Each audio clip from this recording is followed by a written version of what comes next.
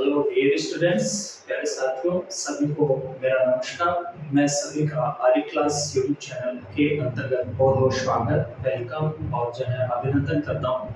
प्रिय साथियों और प्यारे विद्यार्थियों, आज की क्लास का जो हमारा जो टॉपिक रहेगा वो हम बात करेंगे संविधान में संशोधन प्रणाली के संदर्भ में। देखिए, संविधान की प्रासंगिकता के लिए ये आवश्यक हो जाता है कि संविधान में परिस्थितियों के अनुकूल जो है समय समय पर उसमें जो है परिवर्तन होना भी क्या होता है, आवश्यक होता है। तो ये जो परिवर्तन करने की जो प्रोसेस है, संशोधन जो प्रणाली है, इसमें मोस्टली रूप में कि संविधान की प्रासंगिकता को बनाए रखने के लिए समय के अनुसार उसमें जो है या परिस्थितियों के अनुसार जो है संशोधन किया जाना क्या होता है, आवश्यक होता है। ठीक है। देखिए, भारतीय संविधान में संशोधन की प्रक्रिया न तो अमेरिका की भांति कठोर है और न ही जो है ब्रिटेन की भांति जो है लचीली जो है प्रोसेस है, प्रणाली है।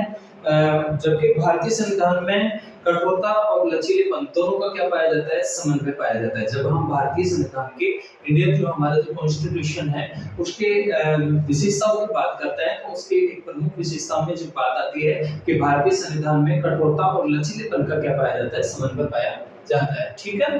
तो न तो अमेरिका की भांति कठोर है और न ही ब्रिटेन की भांति लचीली है।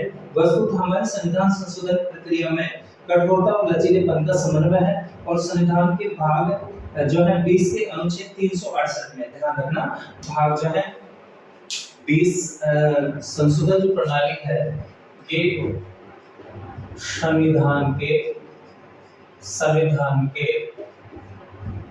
भाग 20, संविधान के भाग कौन से में, 20 में, और जो है अनुच्छेद जो है 368 में, अनुच्छेद, डियर स्टूडेंट ध्यान रखना, अनुच्छेद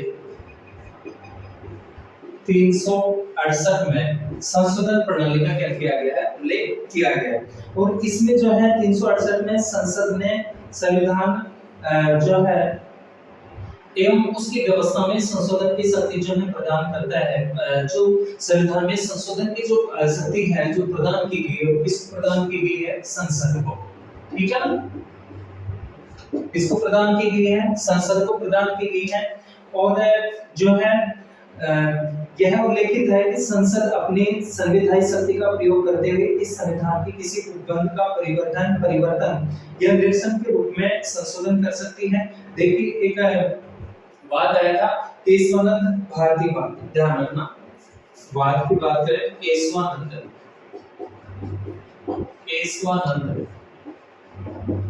भारती वाद, और ये था 1973 का। ठीक है ना, केशवानंद भारती जो वाद था 1973 का था। और इसमें सुप्रीम कोर्ट ने इस बात को अभी निर्धारित किया था कि संसद संविधान में संशोधन कर मूल ढांचे में परिवर्तन नहीं कर सकती। और वर्ष 1950 से लेकर के अब तक लगभग जो है 103वां संविधान संशोधन जो है किए जा चुके हैं। ठीक है। अब हम बात करेंगे इसमें संशोधन की जो प्रक्रिया है, इसके अंतर्गत के अनुच्छेद 368 में संशोधन की प्रक्रिया का जो निम्नलिखित तरीके से उल्लेख किया गया है। एक तो संविधान के संशोधन का आरंभ संसद के किसी भी सदन में विधेयक जो है प्रस्तुत करके किया जा सकता है। यानी आपको हम सब जानते हैं कि हमारी जो पार्लियामेंट है, संसद है, और संसद देश की सर्वोच्च क्या है, व्यवस्थापिका है। और इसके दो सदन हैं, एक तो जो है लोकसभा, जिसको प्रथम सदन, निम्न सदन, अस्थायी सदन, लोकप्रिय सदन के नाम से जाना जाता है, लोकसभा। दूसरा कौन सा है, राज्यसभा, लोकसभा, और दूसरा राज्यसभा। ठीक है ना, 81 में तो इसका उल्लेख है लोकसभा का, 80 में जो है किसका है, राज्यसभा का है। ठीक है, आर्टिकल जो है अनुच्छेद है। और संसद जो होती है लोकसभा राज्यसभा प्लस में राष्ट्रपति से मिलकर के बनती है। ठीक है ना, तो संशोधन का जो विधेयक है, विधेयक डियर स्टूडेंट्स, कानून का जो प्रस्तावित जो प्रारूप होता है उसको विधेयक के नाम से जाना जाता है। तो ये जो संशोधन का जो विधेयक है किसी भी सदन में जो है लाया जा सकता है। और इसके अलावा जो है विधेयक को किसी मंत्री या गैर सरकारी सदस्य द्वारा पेश किया जा सकता है और इसके लिए राष्ट्रपति की पूर्व स्वीकृति आवश्यक नहीं है। विधेयक को दोनों सदनों में सदन के कुल सदस्य संख्या की बहुमत तथा उपस्थित और मतदान करने वाले सदस्यों के 2/3 बहुमत से पारित कराना क्या होता है, आवश्यक होता है। प्रत्येक सदन में विधेयक को अलग-अलग पारित कराना अनिवार्य है। इसके अलावा जो है असेंबली होने पर संयुक्त बैठक का प्रावधान इसमें नहीं है। यदि विधेयक संविधान की संघीय व्यवस्था के संशोधन के मुद्दे पे हो तो इसे आधे राज्यों के विधानमंडलों से भी सामान्य बहुमत से पारित कराना क्या होता है, जरूरी होता है, आवश्यक होता है। संसद के दोनों सदनों से पास होने और राज्य विधानमंडलों की अनुमति के बाद जहां आवश्यक हो फिर राष्ट्रपति के पास अनुमति के लिए उसे क्या किया जाता है, भेजा जाता है। राष्ट्रपति विधेयक पर अनुमति देने के लिए बाध्य होता है। वह न तो विधेयक को अपने पास रख सकता है और न ही संसद के पास पुनर्विचार के लिए भेज सकता है। राष्ट्रपति की अनुमति के बाद विधेयक एक संविधान संशोधन अधिनियम बन जाता है और संविधान में अधिनियम की तरह इसका क्या कर दिया जाता है, समावेश कर दिया जाता है। जैसा आप सभी जानते हैं कि कोई भी जो विधेयक होता है वो राष्ट्रपति की स्वीकृति के बाद में क्या बनता है, कानून बनता है, ठीक है ना।